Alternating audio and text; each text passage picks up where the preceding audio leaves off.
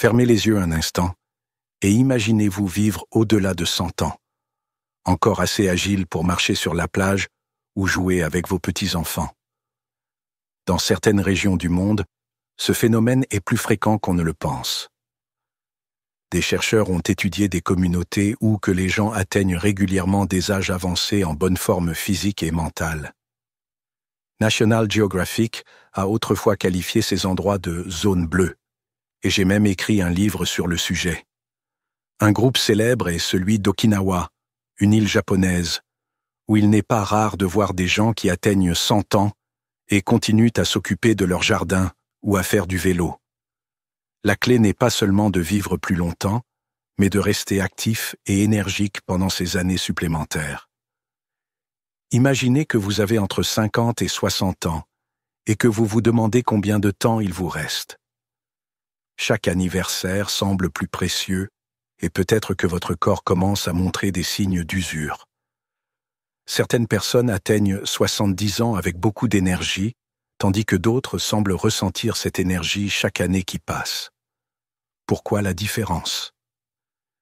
Il s'agit souvent d'indicateurs spécifiques et révélateurs, de signes subtils mais significatifs qui laissent entrevoir la manière dont votre avenir pourrait se dérouler.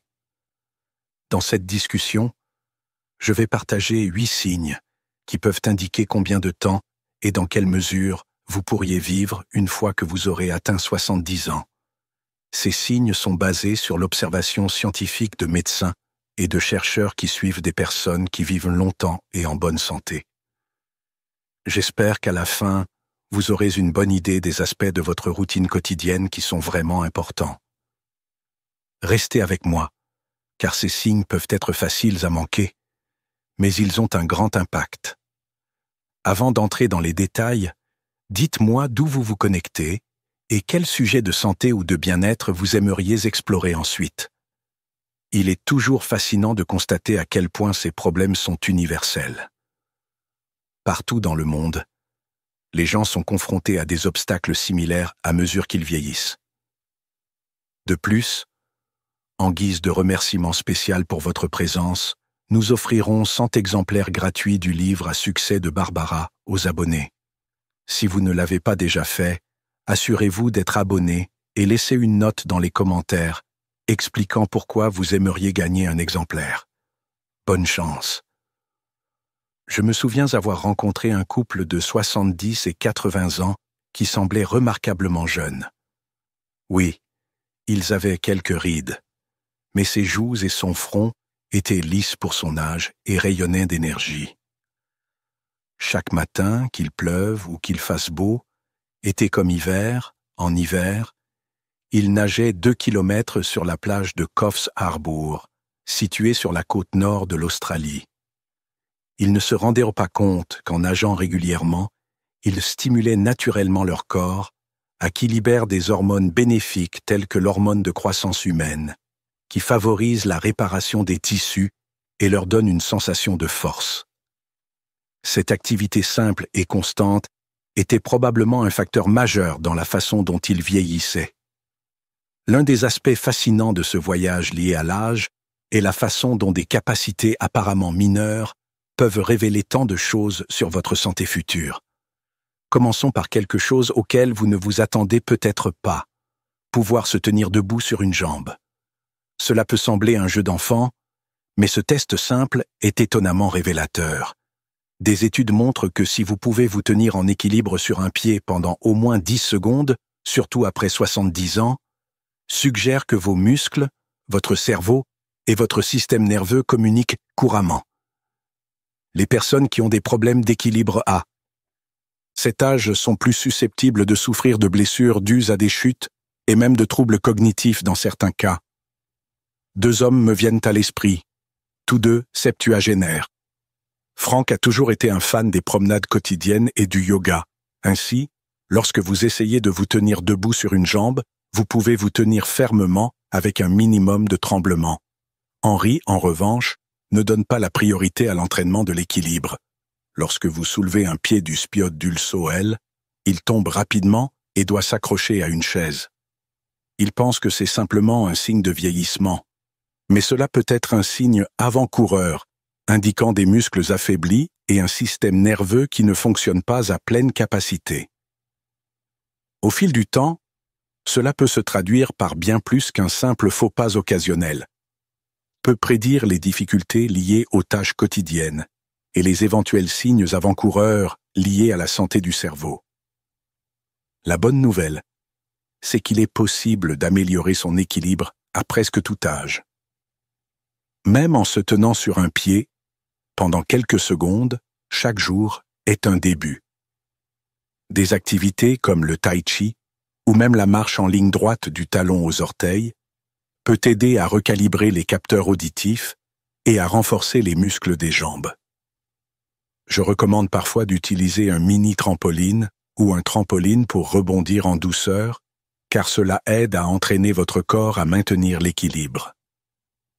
Certaines personnes l'évitent parce qu'elles ont peur de perdre l'équilibre, mais c'est précisément la raison pour laquelle il faut commencer. Au fil du temps, vous remarquerez des améliorations significatives dans la stabilité que vous ressentez. Il n'est jamais trop tard pour franchir ce pas.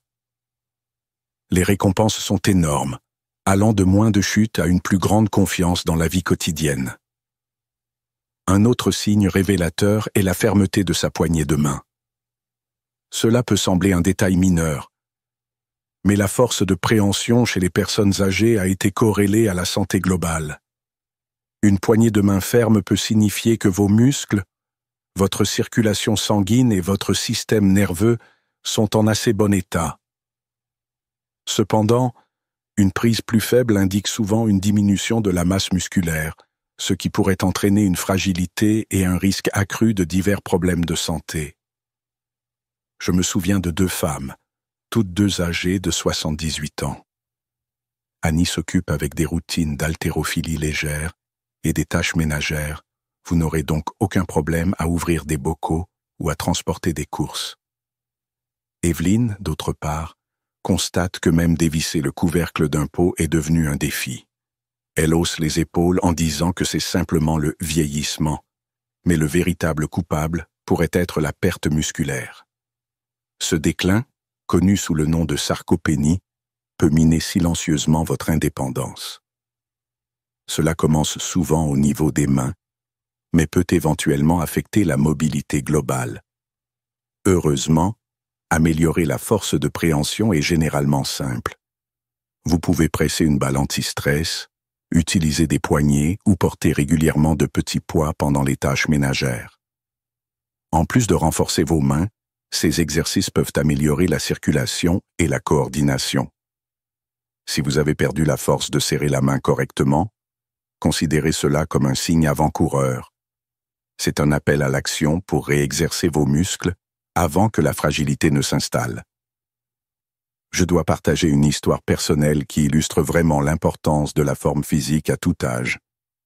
J'ai séjourné une fois chez un ami en Nouvelle-Zélande. Elle avait environ 10 ans de plus que moi et était un peu plus lourde. Il m'a dit « Je marche 5 kilomètres chaque matin à travers la forêt. Voulez-vous venir avec moi ?»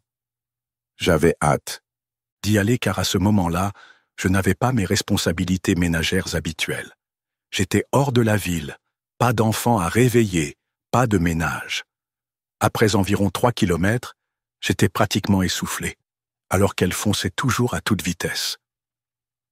Le lendemain matin, j'avais tellement mal que je pouvais à peine sortir du lit. Mais quand il m'a invité à nouveau, je n'ai pas pu dire non. Après tout, j'étais là pour enseigner la santé et le bien-être.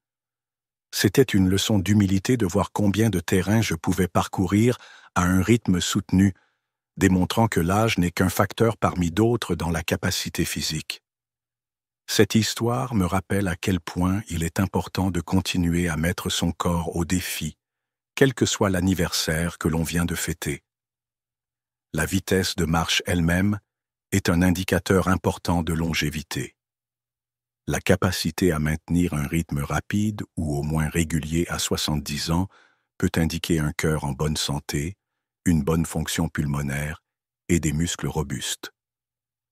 Les recherches montrent que les personnes qui peuvent maintenir une vitesse de marche décente ont tendance à vivre plus longtemps que ceux qui ralentissent considérablement. Si vous constatez que vous vous essoufflez rapidement ou que vous avez besoin de pauses fréquentes, cela pourrait être le signe de problèmes cardiovasculaires ou d'une faiblesse des muscles des jambes. La solution? Commencez à marcher plus souvent. Essayez progressivement d'augmenter la distance et le rythme. Si vous avez peur de sortir, même marcher dans votre maison ou dans un espace intérieur sûr peut aider. L'idée est de maintenir ses muscles en mouvement et de faire battre le cœur correctement. Il ne s'agit plus seulement de mouvements actifs. Le repos joue un rôle très important dans le développement des années ultérieures. Le sommeil est un moment où le corps fait le ménage, renforce les défenses immunitaires, favorise la santé du cerveau et aide les muscles à récupérer. Si vous êtes quelqu'un qui se réveille en se sentant reposé et qui peut maintenir une heure de coucher régulière, c'est généralement un bon présage. Malheureusement, de nombreuses personnes de plus de 70 ans commencent à avoir des nuits blanches, qu'il s'agisse de douleurs, de stress ou de mauvaises habitudes comme regarder votre téléphone au milieu de la nuit. La lumière bleue des écrans imite suffisamment la lumière du jour pour tromper votre cerveau en lui faisant croire qu'il est temps de se réveiller, ce qui peut vous empêcher de vous rendormir. Il y a une grande différence entre passer 8 heures au lit et bien dormir. Si vous vous retournez ou vous réveillez plusieurs fois par nuit, votre corps ne peut pas terminer son cycle de réparation optimale. Un sommeil de mauvaise qualité est lié à des problèmes tels que les maladies cardiaques, le déclin cognitif et la diminution de la fonction immunitaire. La bonne nouvelle est que vous pouvez souvent améliorer la qualité de votre sommeil avec seulement quelques ajustements. Essayez de vous coucher et de vous lever à la même heure tous les jours. Évitez les repas lourds ou sucrés en fin d'après-midi et éloignez-vous des écrans pendant au moins 1 heure avant de vous coucher. L'exposition au soleil du matin aide également à réguler l'horloge interne du corps, lui indiquant quand il fait jour et quand il est temps de se reposer. Mais la santé n'est pas seulement physique. Les relations peuvent être un facteur déterminant dans la façon dont vous vieillissez. Se sentir profondément connecté à sa communauté, avoir des amis proches et entretenir un réseau familial de soutien peut, allongeant littéralement votre vie de plusieurs années. En revanche, l'isolement et la solitude peuvent augmenter les risques de maladies cardiaques, la dépression et même des problèmes cognitifs tels que la démence. 2 femmes de 77 ans me viennent à l'esprit. Alice a une vie sociale active.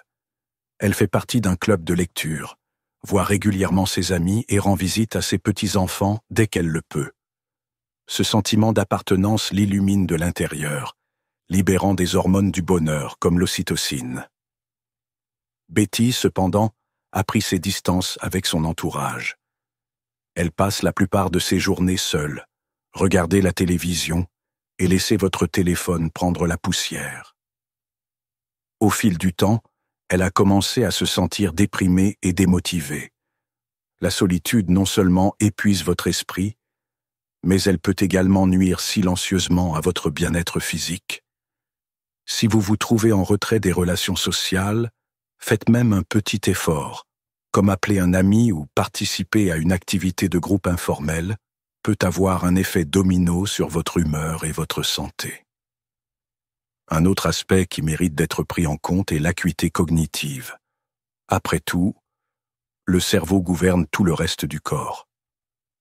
Les personnes qui restent mentalement actives, en lisant, en apprenant de nouveaux passe-temps ou en se lançant des défis avec des puzzles et des jeux, conservent souvent mémoire et concentration jusqu'à un âge avancé.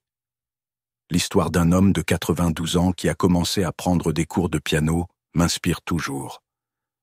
Même à ce stade de sa vie, son cerveau se recablait pour apprendre une nouvelle compétence complexe. C'est un excellent rappel que même si nos muscles peuvent perdre de leur force au fil du temps, le cerveau a une capacité extraordinaire de croissance et d'adaptation si nous continuons à le stimuler. En revanche, quelqu'un qui cesse d'exercer son esprit, peut-être qu'il regarde la télévision pendant des heures par jour et socialise rarement. Vous pourriez ressentir un déclin plus rapide de la mémoire et de la concentration. Cela peut entraîner des difficultés dans les tâches quotidiennes et un risque plus élevé de développer des maladies telles que la maladie d'Alzheimer ou d'autres formes de démence. La bonne nouvelle est qu'il n'est presque jamais trop tard pour changer les choses.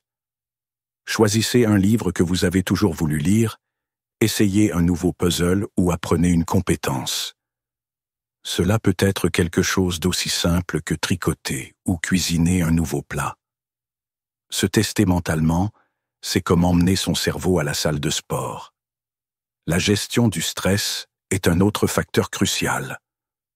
Le stress chronique non seulement vous met de mauvaise humeur, mais il accélère le processus de vieillissement, affaiblit votre système immunitaire et vous rend plus vulnérable aux maladies. J'ai rencontré des personnes âgées qui ont été confrontées exactement aux mêmes événements stressants, comme des dépenses imprévues ou des problèmes de santé, mais ils ont eu des réponses très différentes. Une personne pourrait reconnaître le stress. Attaquez-vous à ce que vous pouvez et relâchez ensuite ce qui est hors de votre contrôle. Une autre personne pourrait y réfléchir pendant des jours, laisser l'inquiétude la ronger jusqu'à ce qu'elle perturbe son sommeil, augmente sa tension artérielle et la laisse fatiguer. Si vous remarquez souvent des tensions dans les épaules, un esprit qui s'emballe ou des émotions en spirale, envisagez des stratégies pour canaliser ce stress de manière plus productive. Certains trouvent du réconfort dans la tenue d'un journal, d'autres dans la méditation ou des exercices de respiration profonde. Le rire est également un moyen sous-estimé de soulager le stress. Partager des blagues avec des amis ou regarder une vidéo amusante peut rendre votre corps passe d'un état de tension à un état de détente quasi instantané. Même de courtes pauses conscientes au cours de la journée, où vous fermez les yeux, prendre quelques respirations lentes et laisser vos pensées se calmer peut faire des merveilles au fil du temps.